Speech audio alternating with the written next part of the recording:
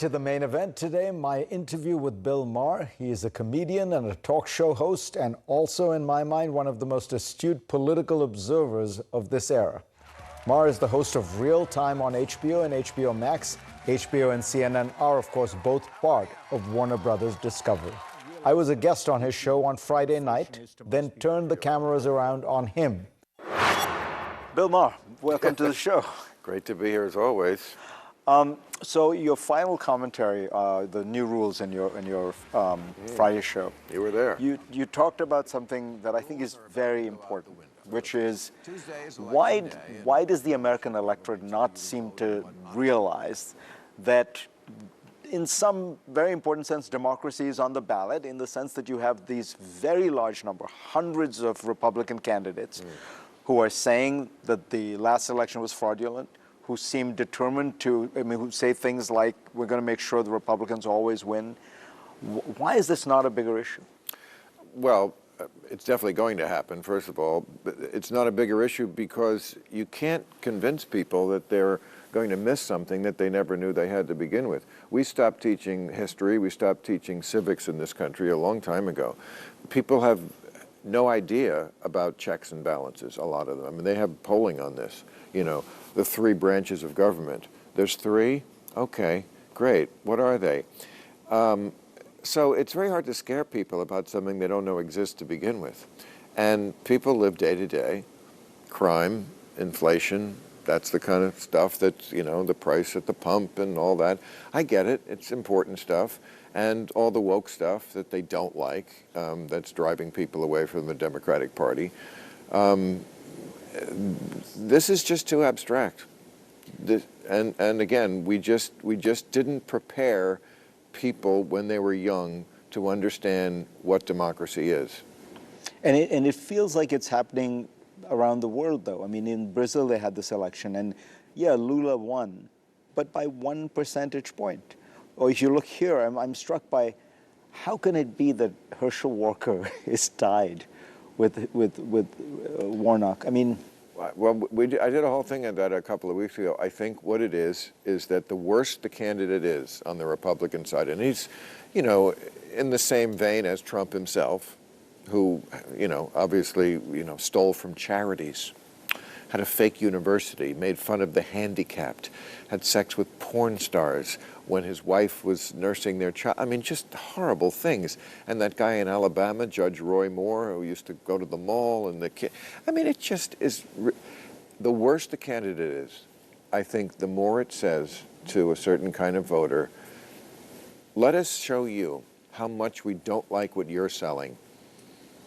Right. We will vote for anybody who doesn't have a D by their name because we just don't like your socialism, your identity politics, your sort of weird loathing, self-loathing for being white, you know, which is not really helping minorities or anything. It's just sort of a kink, I think. Some of the stuff that goes on in the schools trying to get kids who are way too young to appreciate ideas about race and gender that should come later in life. I've been saying it for years. You know, the Democrats just, to a lot of people, strike them as the party of no common sense. And, you know, I think you said it on my show Friday night. If you can't get common sense across to people, they're not going to believe you economically. What about abortion? That has surprised me, the degree to which I thought that this was a social issue. Me too. Which would help Democrats. I'm surprised about it too. I guess part of it is that people have just very quickly got used to the idea that we're going to live in a country where it's legal some places and not others. I mean, there are medical tourists that go on all the time in the world. I mean, if you need a gallbladder operation and you're in Riyadh, you go to Cleveland. Right. You know, it's not, people go to Canada all the time. They go play. So I guess they just kind of absorb that very quickly. Like, oh, if I need an abortion, it is kind of a big operation, I'll go to California. And they just kind of took that in. And these other issues went to the fore. And also, maybe they got it through their heads. You know, you can prevent pregnancy. You know, I mean, look, I'm pro-choice, but, you know, you can. And I guess they just figure they're going to be a little more safe or go out of state or something, that it was not a insuperable problem. It also seems like, you know, and we've known this, at the end of the day with these social issues, it always nets out to the Republicans. In other words, the intensity of feeling seems to be greater on the pro-life side. Yes, a lot of people are pro-choice, but is it the single issue on which you will vote? That it seems to motivate more people on the right than the left. It's interesting. They used to say that the electorate was really economically conservative and socially liberal. It might be the opposite. Economically, they want the free money. Yeah. They want the handouts. Yes. They're actually economically quite liberal, as in give me my goodies. And socially, a little more conservative. You're absolutely right. Because think about what has happened to the parties, right? The Republican Party has moved left on economics. They're doling out money. The days of balanced budgets are long gone. But and that's been fine and easy to do. The Democratic Party has more difficulty moving right on culture, getting to a centrist position, right? They're pandering to their liberal groups. Yes. Right? And that's why the Republicans do a bit better, because they've been able to move very easily to where the public is. I mean, Biden had the TikTokers into his office about a week ago as a kind of a Hail Mary, I guess, with this election, because that, you know, generation doesn't vote very much, but, you know, if they do, they think they're going to vote Democratic. And he went all in on gender reconstructive surgery, which, you know, that generation thinks is kind of the civil rights movement of their time. But, you know, for the people who I've tried to convince that Biden is a centrist, I kind of get it when they see something like that and they say, what do you mean Biden's a centrist? Here he is going all in on this issue. He just completely sold out. And I say sold out because America is kind of an outlier on this issue now. I mean, the UK, Sweden, lots of countries are saying, of course, we're liberal places, just as I am, just as this country is. We believe trans is a real thing. We're not saying that. We're just saying, whoa, whoa, whoa. I think the UK put it in words and saying, some of this stuff is trendy. You know, teenagers can be trendy. It can't be that, I made this point, that you can't have it that, like, for some reason, it's just so much more popular in liberal areas. Why would it be regional if it's a biological issue? Just to stop and ask this question, or questions like this, without being called phobic. And if he had just done a kind of a sister soldier thing there and said, look, I'm a liberal guy. I believe trans is a real thing and people should have the full respect and dignity of anybody else in this country, but can we just pump the brakes a little on this issue? I think he would have done himself a lot of good, but it's just not in him. Do you think it's not in him, or he's reading the electorate? Because the thing that strikes me strange about Joe Biden is, you remember when Obama picks him, Obama was picking him a little bit to balance the ticket to the right. In other words, Obama was seen as this, you know, this black, maybe very liberal, black, and liberal. Period. That's and what also it was. People thought he was, you know, very liberal. And not if they listened to him. But then Joe Biden was this traditional white. Now he's clearly on policies to the left of Obama. Yes, right? Because the party moved there.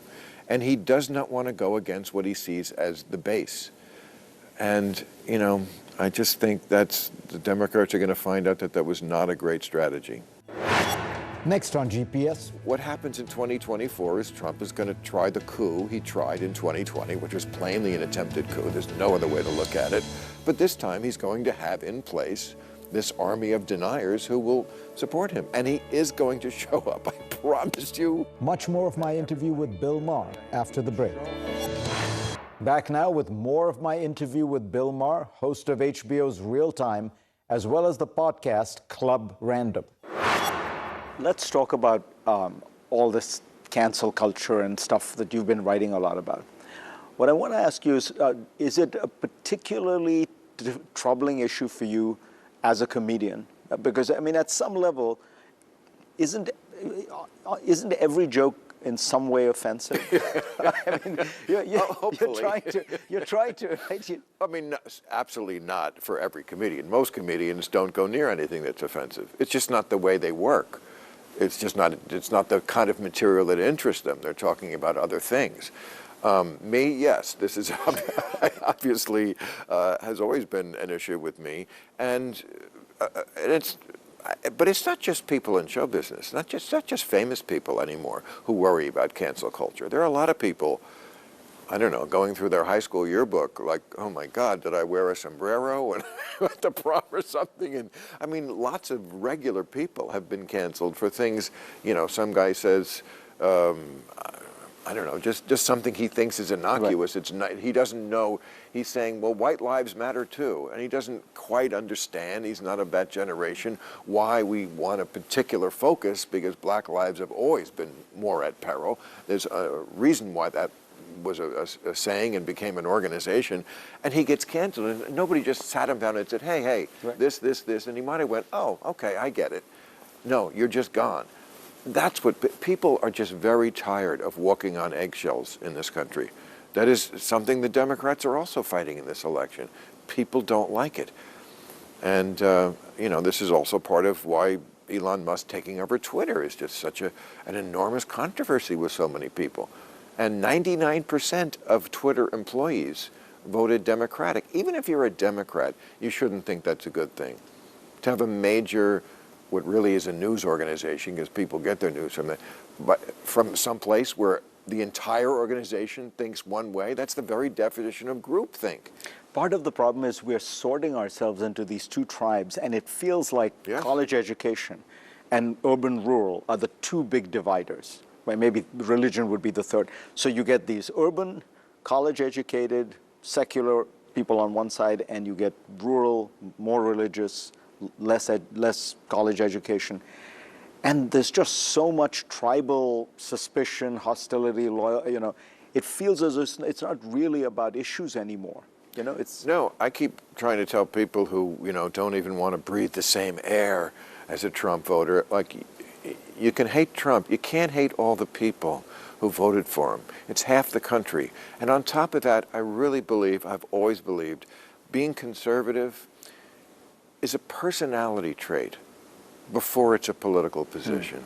It's just something that's very innate.